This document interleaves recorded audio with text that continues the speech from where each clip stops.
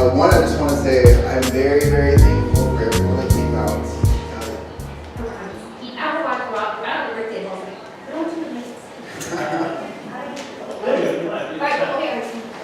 Okay, you good? Cool. Okay, so I published a book on Amazon today called Rise of a Marketing Clairvoyant. I honestly didn't expect a round of applause, so thank you. But it's about marketing recursions and the pillars of branding. So before I jump into that, actually, some of the things that I wrote down to say, Rob, you kind of said them. Thank you for that. So there are customers these days, they care way more about their experience with your brand than they care about the product or service you're offering, just because, you know, just one Google search is like 1,000 other people that do what you do. And it could be better, it could be worse, but all they care about is really their experience with your brand.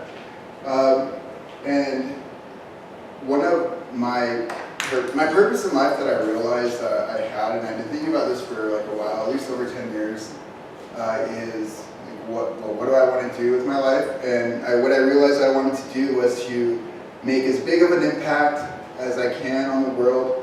I was like, okay, well, how do I do that?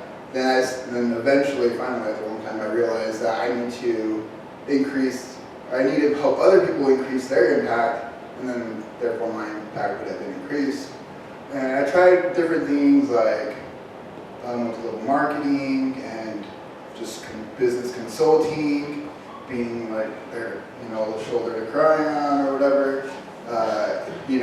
Working for free for people for a very long time. Real estate, being the landlord, fixing the clogged toilet in the middle of the night. Fun stuff.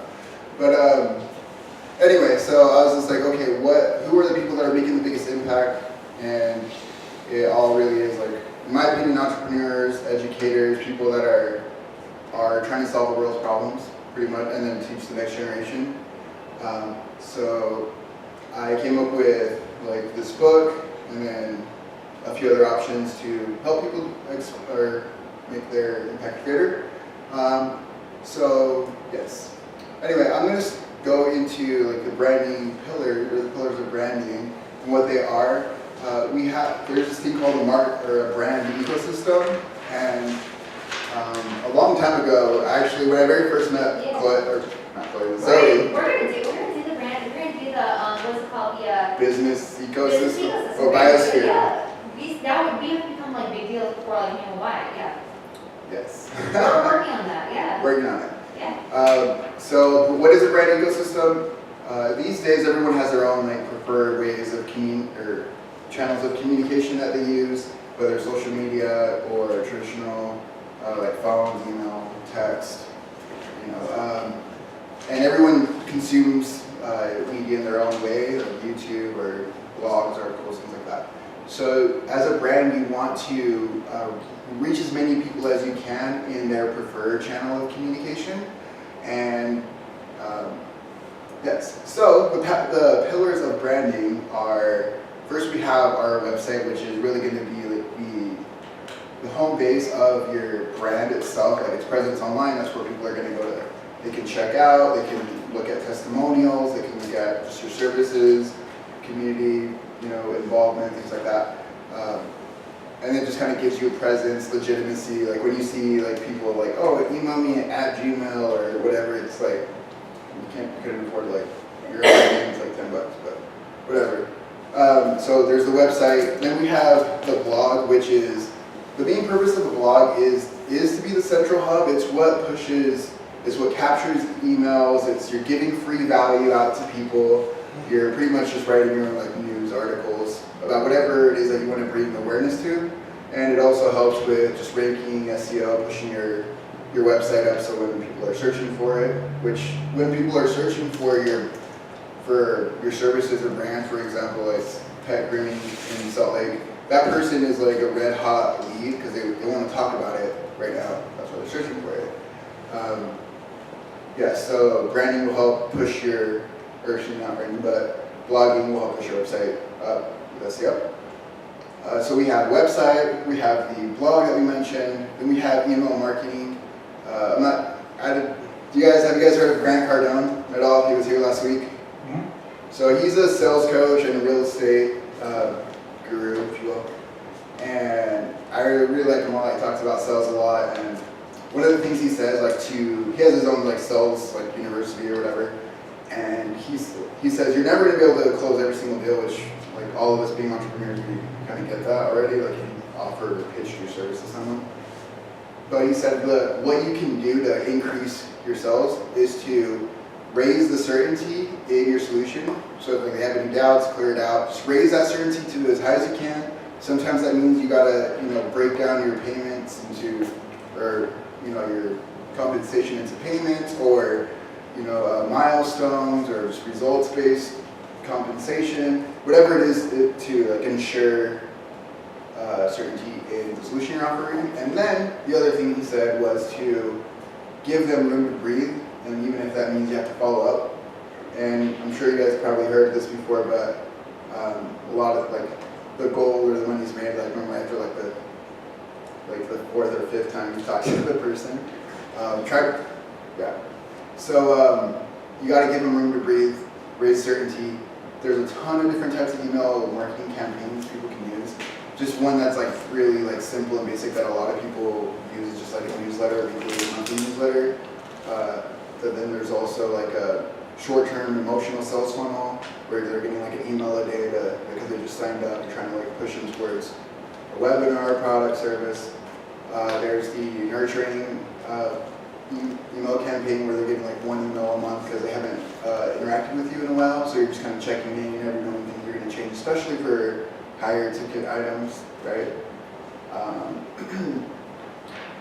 There's a few different strategies with email marketing, but you want to include that with your brand because it's going to keep those lines of communication going. And if you just write out an email sequence of just a whole bunch of emails and just use MailChimp or just one of the email marketing platforms that there are out there, it really just sets that whole conversation on automatic, and you could have a whole year's worth of emails sent out and just throw their email in and you're talking to them for a whole year. You can move on. Anyway, so the next pillar of branding is ebooks, audiobooks. The biggest benefit of a book or audiobook is that it's going to build authority in your niche or industry. So you want to, just offer value. There's this thing called willingness to pay, which is how much is someone willing to pay for your services. And as you can, so as the price goes higher, it's more desired, but people are less willing to pay because they just can't. But there's still a slope of how, normally the graph will kind of go down, so their willingness to pay for, done for you services are at the top and then just free stuff at the bottom. You can still make money off that whole triangle, if you will. For example, done for you services, consulting services, or classes, or your products. Why would you want to keep or interact with people that have really low willingness to pay? Well, the answer to that is they are interested in your brand, they're interested in your solutions, but they might not be ready, whether it's the ability or they just want to try it out for themselves or whatever it is, do it yourself, whatever. But they still want to opt in for future marketing material through email, through liking your social media. So you still want to capture those people and throw them into an email campaign or schedule follow-ups, or offer them a free book, offer them the blog.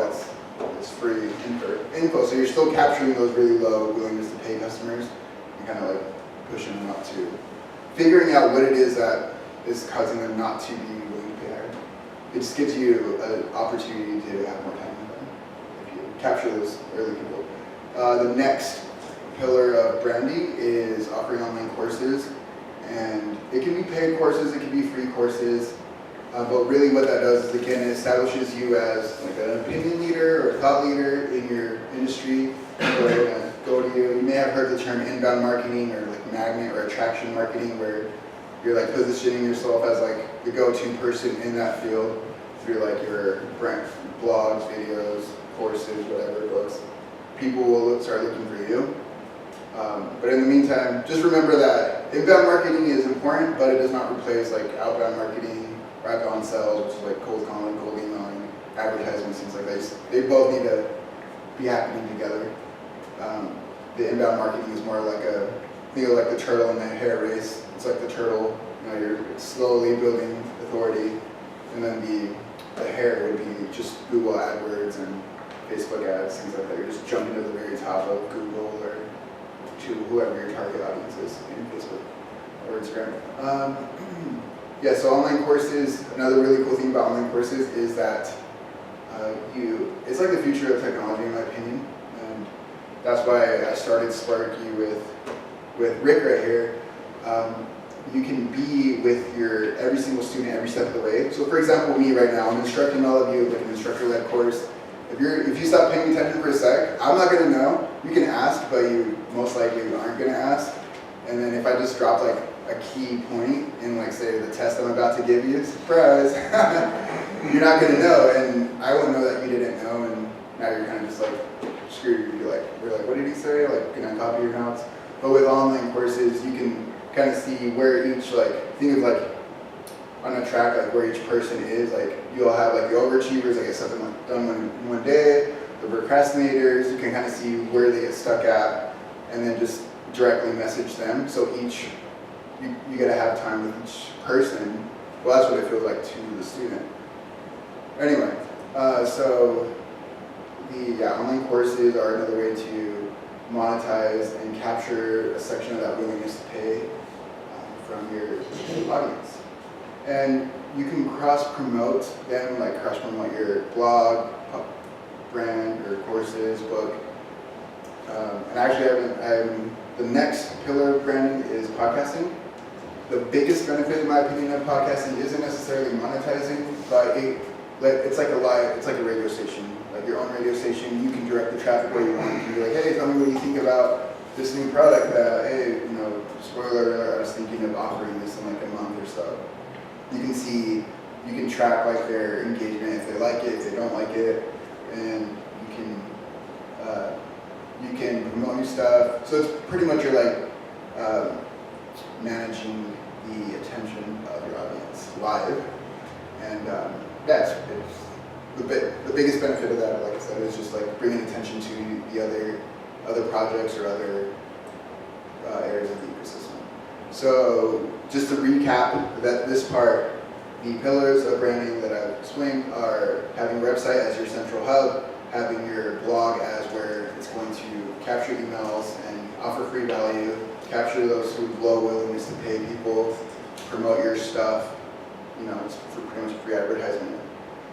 Then we have the email marketing campaigns, just to follow up with people, give them room to breathe, but you're still like gently nudging, like, hey, where you at? The online courses to help people understand what you're trying to learn, or what you're trying to teach, and whether you're teaching your customer just value to get them to see your value and want to join you, or whether you're teaching others that want to offer or know what you know, or even just like onboarding new skills, new trainings. Online courses are super great. And then the book, audiobook, it just builds brand authority. Obviously all of these can be monetized, but each one really has its purpose. And none of these will these are all to get on top of the main solution that you're offering. So for example, I'll just use you guys since we've used you a couple times, the grooming. You still have the grooming, but you can teach other people how to groom if they want, if they don't want to pay you or whatever for whatever amount. You can talk about, create a book or whatever, a blog. It's just going to make you a leader in that area where people can do. Yeah, so those are the pillars of branding. Everything I'm talking about is in my book. Willingness to pay. Price discrimination is, I kind of mentioned it with the willingness to pay, where certain segments of your audience they only have the willingness to pay or the ability to pay a certain amount. And so they kind of discriminate based on price, not value. So that's why you want to capture them at whatever willingness to pay they're at. You want to capture them and promote the others. Okay. Oh yeah, marketing recursions. So marketing recursion it's pretty much a client journey map. Have you guys heard of that? I kind of mentioned it a little bit earlier. It's a map of, pretty much it's a sales funnel. Like you have your acquisition stage of like where did they discover your brand, whether was it social media, advertisements, community events, whatever. You just telling people, hey, go to my website. You know, the acquisition stage is that building awareness. The next stage, as we're moving down through the sales funnel, and this is part of the client journey, is the activation stage, and that's where they're giving you their information, they're opting in for future marketing material with their email, with their phone number.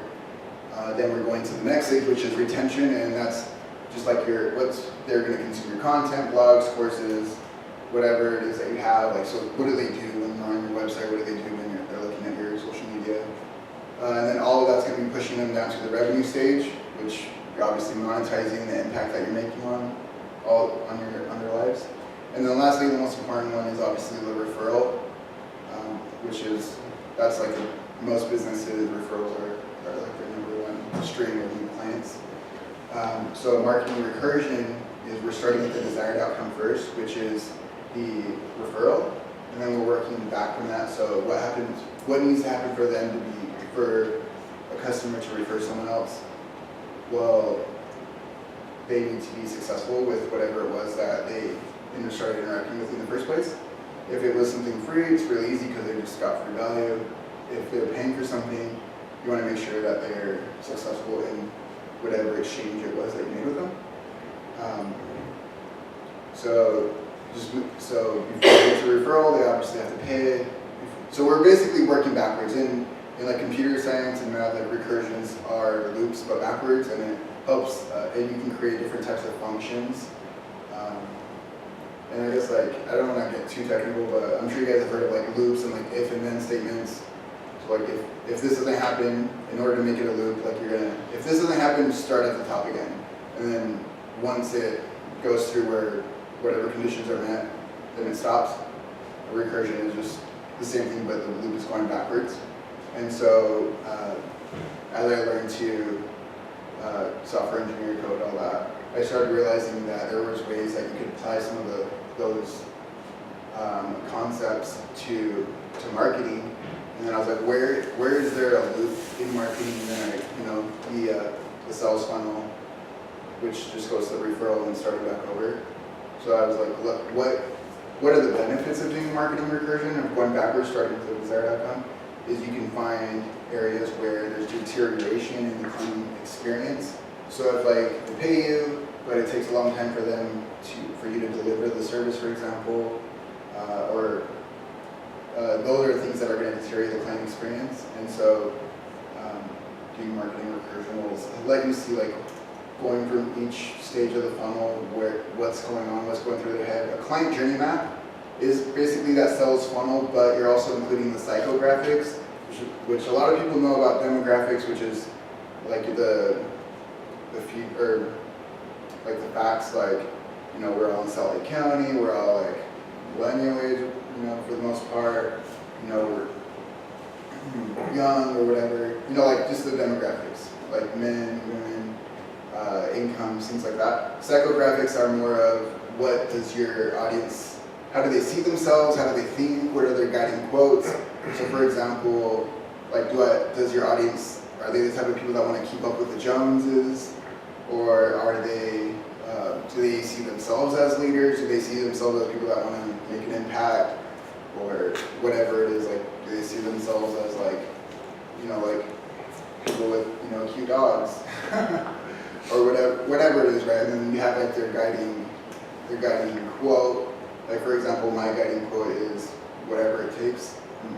Ever since I can remember, I always said that, and here I am, right? But anyway, so a client journey map is also the psychographics, so what they're thinking at each step of the sales funnel.